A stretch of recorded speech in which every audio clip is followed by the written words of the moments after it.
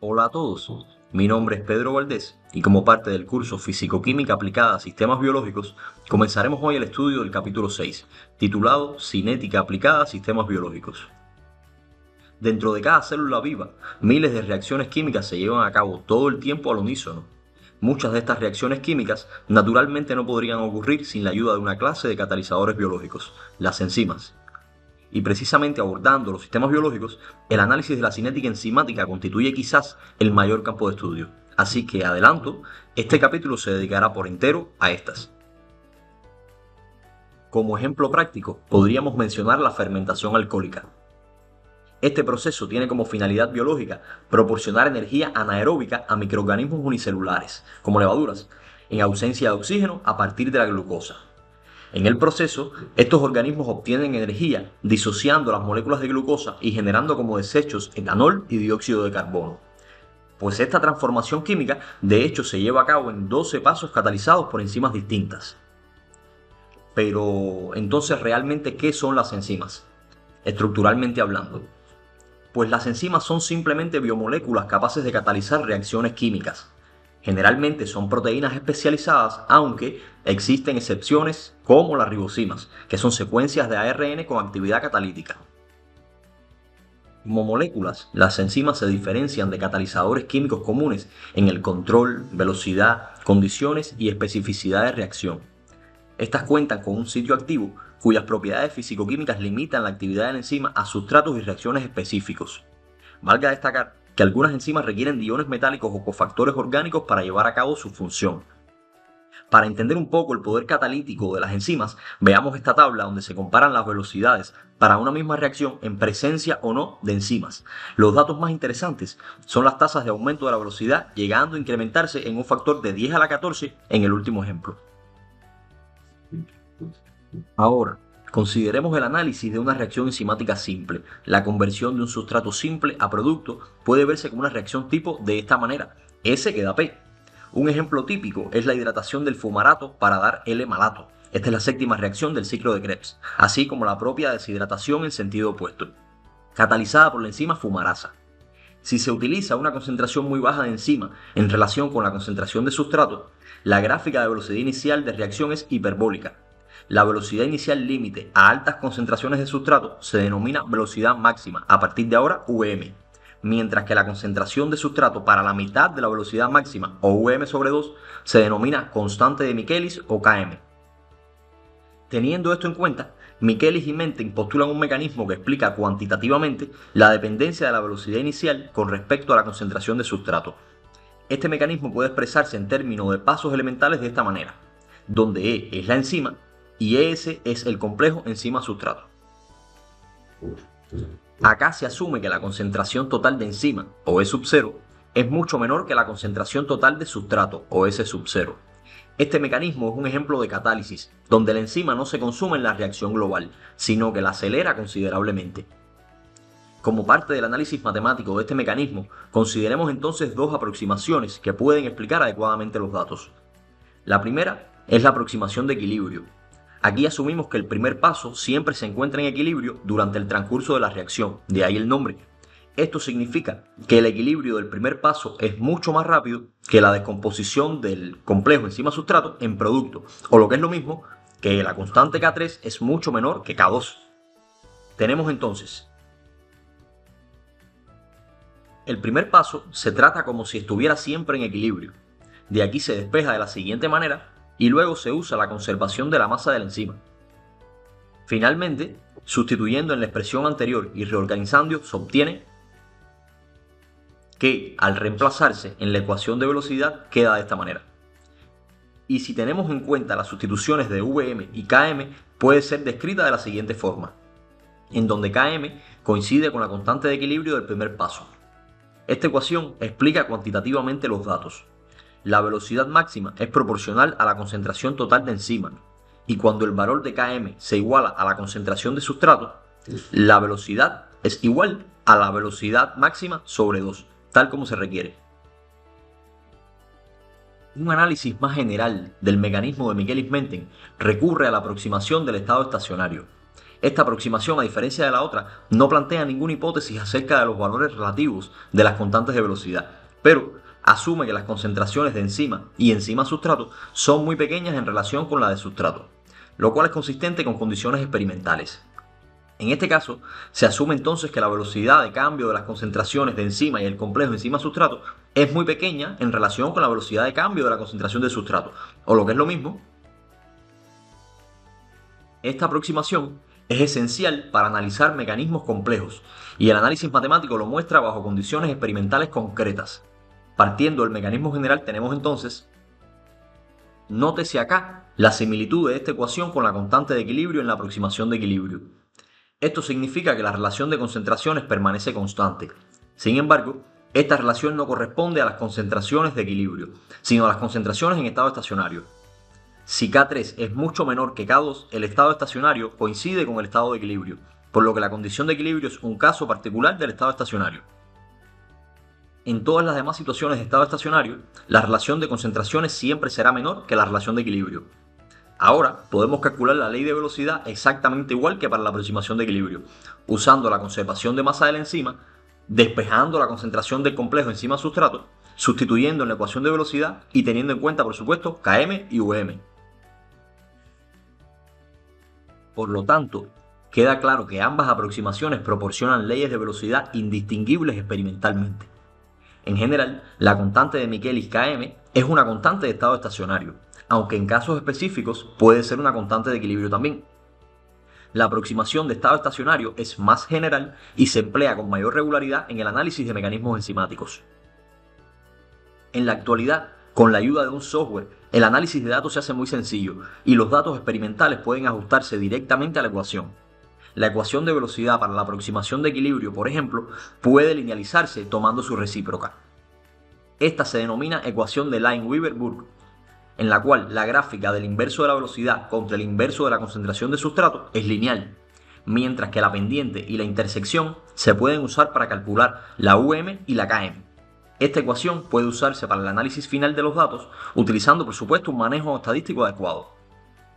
Por otro lado, una linealización alternativa consiste en multiplicar la ecuación por la concentración de sustrato para obtener esta que ven acá. En este caso, la gráfica de concentración de sustrato sobre velocidad contra la concentración de sustrato debería ser lineal de esta manera y proporciona una mejor ponderación de los datos que la gráfica del doble recíproco. Obviamente, los resultados finales son independientes de cómo se grafican y analizan los datos. El análisis del estado estacionario puede extenderse a mecanismos enzimáticos más complejos, a la par de otros procesos biológicos. Debemos comprender que la catálisis enzimática reduce la energía libre de Gibbs estándar de activación. Esto puede deberse a un efecto entrópico o entálpico. Como parte de las interpretaciones de la catálisis enzimática en términos de la teoría del estado de transición, la idea básica es que la formación del complejo enzima-sustrato altera el perfil de energía libre de Gibbs de la reacción, disminuyendo la energía de activación considerablemente y promoviendo la catálisis. En esta gráfica, la diferencia entre los valores de ΔG para reacciones no catalizadas y catalizadas muestra precisamente la diferencia de energía de activación, escrito como ΔΔG, e indica la eficiencia del catalizador. Pero, ¿en cuánto debe reducir una enzima la energía de activación de una reacción a 37 grados Celsius para que la reacción se produzca 50 veces más rápido? Pues para ello usaríamos como base la ecuación de Arrhenius y ofrece un resultado de 10 kJ por mol, como pueden observar. En esencia, entonces, una enzima a 37 grados Celsius al reducir la energía de activación 10 kJ por mol aumenta la velocidad de la reacción en un factor de 50. Entonces apliquemos la teoría a un caso real, la alfa-quimotripsina, una serinoproteasa que tiene una secuencia primaria de 241 aminoácidos, un peso molecular de aproximadamente 25 kDa y consta de 3 cadenas polipeptídicas unidas covalentemente por enlaces disulfuro. Es una endopeptidasa, o sea, que cinde los enlaces peptídicos en el centro de la proteína con una triada catalítica muy bien descrita, así como otros aminoácidos clave que más adelante le echaremos un ojo. Experimentalmente, además, se ha observado que la enzima tiene una fuerte preferencia por grupos aromáticos, aunque los aminoácidos hidrofóbicos como isoleucina, leucina y valina también son buenos sustratos. La hidrólisis de sustratos modelo de triptófano sigue la cinética de Michaelis-Menten, y acá pueden observarse algunos de los resultados obtenidos para diversos ésteres y la amida. En esta tabla, la constante catalítica se calculó de la siguiente manera. Y R' es el grupo unido covalentemente al carboxilo del triptófano. El hecho de que la constante catalítica sea prácticamente la misma para todos los ésteres sugiere que se forma un intermediario común y que la degradación de este intermediario es la etapa determinante de la velocidad en el mecanismo. Por otro lado, debe existir un mecanismo diferente para la amida o una etapa lenta distinta en el mecanismo. En la gráfica se muestra el comportamiento cinético con un sustrato modelo, en este caso acetato de penitrofenilo. La ventaja de este sustrato radica en que el ion fenolato resultante es amarillo, lo que permite seguir la evolución de la reacción mediante espectrofotometría. Conte que la quimotripsina también es una buena esterasa, o sea que hidroliza ésteres. Lo que observamos acá se denomina burst cinético. La mejor traducción vendría siendo algo como explosión cinética, un rápido aumento inicial de producto seguido de una etapa lineal más lenta. Esto indica precisamente la presencia de un intermediario estable, que en este caso es la enzima acilada. Expliquemos este mecanismo paso a paso. El mecanismo general en este caso se dividiría en tres etapas fundamentales. Primero, la unión del sustrato al sitio activo de la enzima, dígase E más S, que da el complejo S. Segundo, la formación del intermediario, que sería la enzima acilada, en el cual la serina 195 ataca el sustrato, libera la primera parte de producto soluble y forma la enzima acilada. Y, como tercera etapa, la hidrólisis del intermediario, donde el agua rompe este propio enlace acilado, liberando el segundo producto y regenerando la enzima.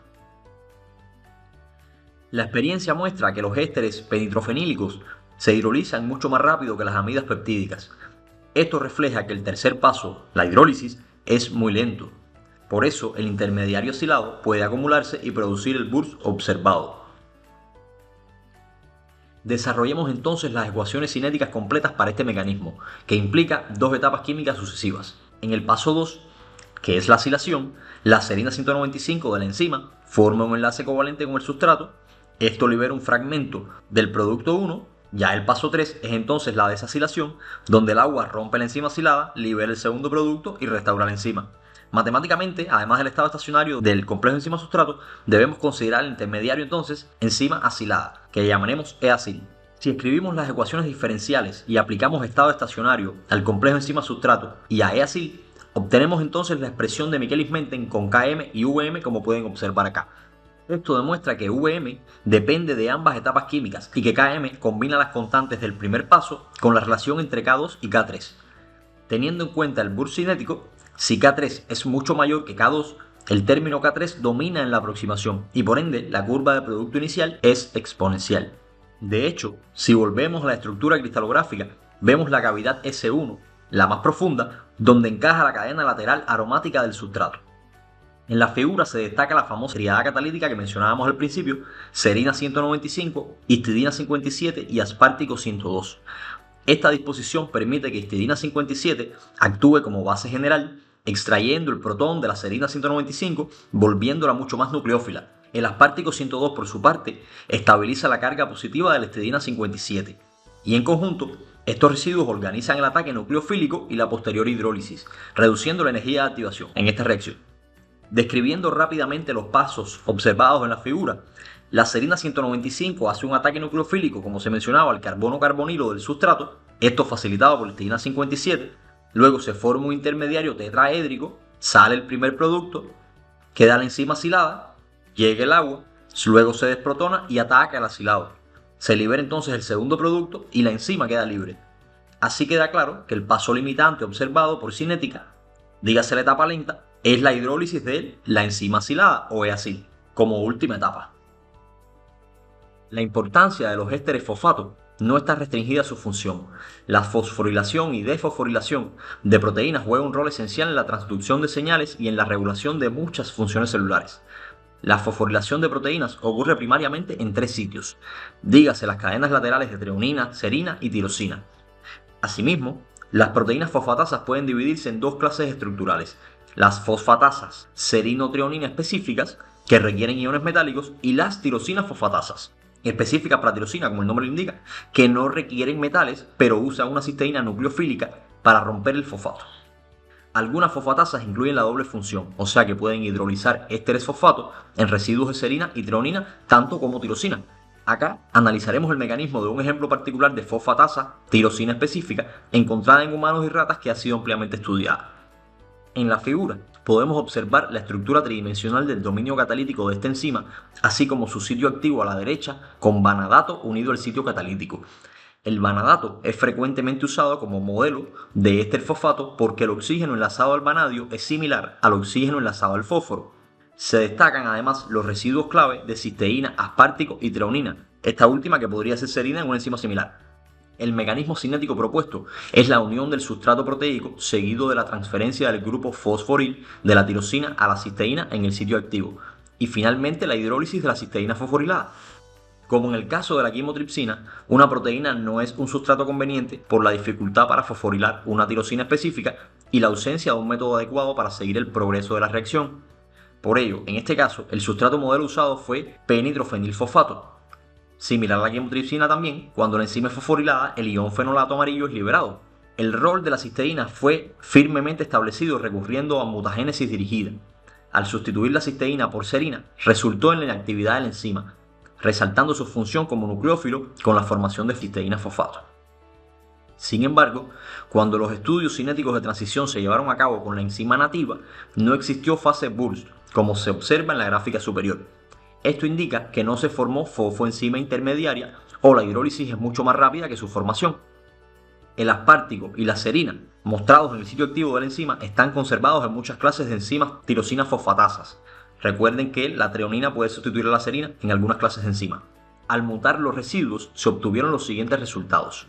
Si la serina es mutada por alanina, la enzima se mantiene activa, pero en este caso sí aparece fase burst, como se muestra en la gráfica inferior. Esta fase burst sirvió para representar la formación de fosfoenzima y las constantes de velocidad fueron obtenidas para la fosforilación de la cisteína y su hidrólisis. Los resultados de experimentos de cinética de transición se presentan en la siguiente tabla. Para la enzima nativa, solo la constante catalítica puede ser determinada y es igual a K2. Para el mutante de serina, la constante de velocidad para la hidrólisis del intermediario es la misma que la constante catalítica, sugiriendo un papel importante en el mecanismo de hidrólisis. Cuando el aspartico fue mutado por asparagina, la enzima aún mantenía su función, pero la constante catalítica estuvo cerca del 1%, tomando como referencia la enzima nativa. Acá tampoco existió fase burst. La importancia del aspartico en este mecanismo no solo está relacionada con su conservación en diferentes enzimas, sino también por la dependencia al pH de los parámetros cinéticos del estado de transición.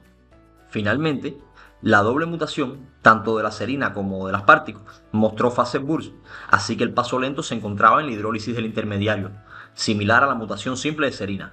Además, la constante catalítica se redujo incluso más junto a las constantes de velocidad para la fosforilación de la enzima y la hidrólisis.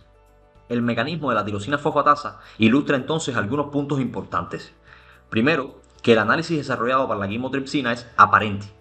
Los experimentos cinéticos de transición y estado estacionario son relevantes para postular un adecuado mecanismo. Y segundo, que la importancia de la mutagénesis dirigida para establecer un mecanismo es evidente, sin embargo no es infalible. Es importante también no establecer mutaciones que alteren la actividad o conlleven a cambios estructurales en la molécula. Las enzimas proteicas efectivamente son los catalizadores más eficientes en sistemas biológicos, aunque no son los únicos. Como comentaba al inicio del capítulo, moléculas de ARN también han sido descritas como catalizadores de un amplio rango de reacciones, dígase procesamiento, corte o splicing de ARN.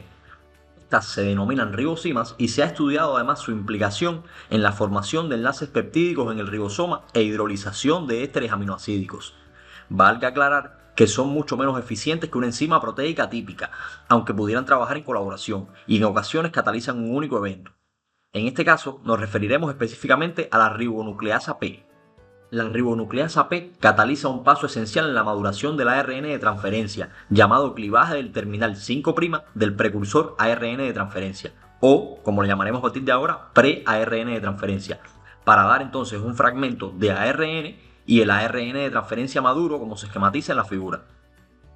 El ARN catalítico está compuesto por alrededor de 400 nucleótidos e in vivo otra proteína de aproximadamente 120 aminoácidos que también participa en la catálisis. Este complejo enzimático proteína-ARN es selectivo para sustratos biológicos y un catalizador más eficiente. Algunos iones metálicos están también envueltos en esta reacción, como el magnesio 2+. Estudios cinéticos de transición de ribosima se han llevado a cabo y el mecanismo simple consiste en la unión de pre-ARN de transferencia a la ribosima, clivaje del enlace fosfodiéster y la independiente disociación de ambos productos. Si se llevan a cabo experimentos de transición con ribonucleasa P con exceso de sustrato, ocurre una fase burst del ARN de transferencia en corto tiempo, seguido de un incremento en la concentración de producto, lineal a lo largo del tiempo. Por ahora, un comportamiento familiar, como vimos en quimotripsina y tirosina fosfatasa, pero en este caso no se forma un intermediario covalente con la ribosima. De hecho, la disociación del producto es muy lenta en relación con la reacción hidrolítica. El mecanismo se describe de la siguiente manera, donde E es la ribonucleasa P y P es el fragmento producto de pre-ARN de transferencia. No es exactamente el mismo mecanismo de quimotripsina, pero el análisis es similar tomando en cuenta que acá el segundo paso es mucho más lento que el primero. Para la quimotripsina y tirosina fosfatasa asumimos que el paso de unión enzima más sustrato era rápido con respecto a la formación del intermediario enzima-sustrato. En este caso no podemos asumir que esa unión es rápida con respecto a la hidrólisis. En la figura podemos observar los resultados obtenidos en un experimento para dos concentraciones diferentes de enzima. Para la concentración menor de enzima, 1.4 micromolares, la curva es sigmoidal, diferente a la otra que tiene una concentración de 19 micromolar, donde se muestra hiperbólica. Esto sucede porque el primer paso es lo suficientemente lento para que demore en mostrar concentración del primer complejo enzima-sustrato, por ello la sigmoide, mientras que la curva hiperbólica se debe a la mayor velocidad de la primera reacción a altas concentraciones de enzima. Estos datos pueden explicarse analizando el mecanismo como dos reacciones consecutivas irreversibles de primer orden. Primeramente, decimos irreversibles porque la velocidad de disociación del pre-ARN de transferencia con ribosima es lo suficientemente lenta como para que no ocurra en la escala del tiempo del experimento. Esto es otro ejemplo de pseudo primer orden porque la concentración de enzima es constante durante el experimento. Para simplificar la nomenclatura, renombremos el mecanismo como A queda B queda C. La ecuación de velocidad dependiente del tiempo para A es esta que ven acá, la cual es integrada para dar esta otra, donde A sub 0 es la concentración inicial, en este caso de pre-ARN de transferencia. Para B sería entonces de esta otra manera. En el caso especial de que K1 es igual a K2, esta solución no funciona porque el denominador se hace 0. Aquí entonces sería en este caso particular. Finalmente, en el caso de C puede ser obtenida del balance de masas. El trabajo mecanístico llevado a cabo con la ribonucleasa P permite el establecimiento de un mecanismo mínimo para la porción de ARN de la enzima, aunque falta no poco para que sea fidedigno. Los roles de los metales, grupos específicos y la proteína aún se mantienen limitados.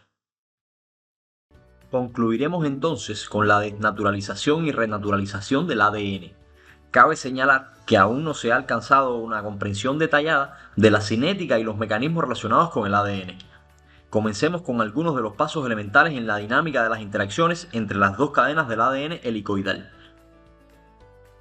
La termodinámica de los enlaces de hidrógenos entre bases ya se ha estudiado en disolventes no acuosos, donde los dímeros formados son razonablemente estables. También se han realizado estudios cinéticos de dímeros unidos por enlaces de hidrógeno, y se ha observado que las reacciones son extremadamente rápidas, ocurriendo en escalas de tiempo hasta de nanosegundos. En todos los casos, se ha observado que dicha formación está controlada por la difusión. Postulemos un mecanismo muy simple para la difusión conjunta de los reactivos para formar un dímero que no está unido por enlaces de hidrógeno, seguida de la formación de dichos enlaces. Esto se puede describir como: en este mecanismo, K1 es la constante de velocidad para la formación del intermediario controlada por difusión, y K-1 es la constante de velocidad para la disociación. Dado que en los experimentos solo se observa una etapa, supongamos que el complejo inicial formado se encuentra en estado estacionario. La velocidad global de la reacción es la siguiente, y al sustituir obtenemos este de acá con las consecuentes constantes. Los resultados experimentales indican que Kf es igual a K1.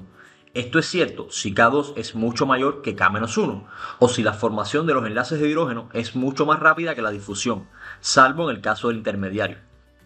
Sin embargo, podemos calcular el valor de K-1, que es aproximadamente 10 a la 10 segundo a la menos 1. Por lo tanto, la constante de velocidad para la formación de los enlaces de hidrógeno K2 debe ser mayor que aproximadamente 10 a la 11 segundo a la menos 1. La formación de enlaces de hidrógeno es muy rápida. Sabemos que los enlaces de hidrógeno por sí solos no explican la estabilidad de la doble hélice de ADN. El apilamiento de bases y las interacciones hidrofóbicas también son importantes. A medida que el sistema regresa al equilibrio a la temperatura más alta, se puede medir el tiempo de relajación, que es la suma de las constantes de velocidad de apilamiento y desapilamiento. Los resultados obtenidos, en este caso, indican que las constantes de velocidad se encuentran en el rango de 10 a la 6 a 10 a la 7 segundo a la menos 1. Si bien este es un proceso muy rápido, es considerablemente más lento que la formación de enlaces de hidrógeno o la simple rotación de las bases. Ascendiendo en escala de complejidad, ahora consideremos la formación de dímeros unidos por enlaces de hidrógeno entre oligonucleótidos. Solo se considerarán algunas reacciones prototipo, la reacción de una serie de oligonucleótidos A sub n con oligonucleótidos U sub n para formar dímeros de doble hélice. Estas reacciones ocurren en el rango de milisegundos a segundos. En todos los casos se observó un único tiempo de relajación, consistente con una reacción bimolecular simple. Acá se muestra una gráfica típica del inverso del tiempo frente a la suma de las concentraciones de equilibrio, y en la tabla se presentan algunas de las constantes de velocidad obtenidas. Las constantes de velocidad bimoleculares son todas de aproximadamente 10 a la 6, 1 sobre molar segundo, mientras que las constantes de velocidad de disociación varían ampliamente, lo que refleja la estabilidad de la doble hélice que se forma. Si bien la constante de velocidad de segundo orden es bastante elevada, es considerablemente inferior al valor que se esperaría para una reacción controlada por difusión. Realizar un análisis detallado del mecanismo para el caso de la formación de un dímero unido por enlaces de hidrógeno es considerablemente más complejo, ya que se requiere un paso independiente para el apareamiento de cada una de las n bases. En este caso, el análisis realizado se vio forzado por la determinación de las energías de activación de las constantes de velocidad. La conclusión alcanzada es que la nucleación de la doble hélice, una vez que las moléculas se han difundido, es la etapa determinante de la velocidad. La formación del primer par de bases es rápida, pero la disociación es aún más rápida. Esto también se cumple para la formación de dos pares de bases. Sin embargo, cuando se toma ya el tercer par de bases, la estructura se estabiliza. Una vez que se ha formado un núcleo de 3 pares de bases, cada par de bases subsiguiente se forma con una constante de velocidad específica de aproximadamente 10 a la 7 segundo a la menos 1. Estos resultados indican que los pasos elementales en la dinámica del apareamiento y apilamiento de bases del ADN son muy rápidos. Ahora pasamos a considerar el ADN en sí. Como cabría esperar, la fusión y reformación del ADN es muy compleja. El ADN es muy heterogéneo y las regiones ricas en adenina-timina son mucho menos estables termodinámicamente que las regiones ricas en citosina o guanina. Además, el ADN tiene una estructura compleja, con bucles y protuberancias. El nativo presenta una alineación muy precisa de pares de bases. Si se produce una fusión extensa, puede formarse apareamiento de bases distintos a las nativas cuando se reduce la temperatura para formar la estructura, lo cual ralentiza la reformación. La forma final de fusión es la separación de las hebras individuales. Debido a la gran longitud de las hebras, la velocidad de fusión podría verse limitada por la hidrodinámica del movimiento de separación de estas cadenas. Teniendo en cuenta estos factores, examinemos algunos resultados experimentales. Afortunadamente, la fusión y la reformación se pueden seguir fácilmente porque el espectro del ADN cambia cuando las bases se apilan. Además, los procesos de fusión y reformación se pueden iniciar fácilmente modificando solo la temperatura.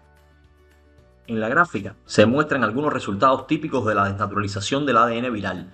La desnaturalización se inició elevando la temperatura hasta producir una pérdida del espectro nativo del 25%, 53% y 95%. En el primer caso, la pérdida de absorbancia es aproximadamente de primer orden, con una constante de velocidad de aproximadamente 1 minuto a la menos 1. Los otros dos casos no siguen estrictamente una cinética de primer orden, es decir, la gráfica logarítmica no es lineal y las velocidades son claramente mucho más lentas. A diferencia de los resultados en sistemas modelo, la cinética de fusión no se ajusta a un único tiempo de relajación y la escala de tiempo es de 100 a 1000 segundos. Este ADN viral tiene aproximadamente 2 por 10 a la 5 pares de bases.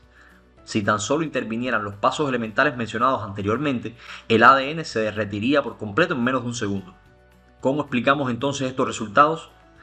Pues la velocidad de desnaturalización está determinada por la velocidad de desenrollamiento de la doble hélice, y esta velocidad varía a medida que avanza la desnaturalización.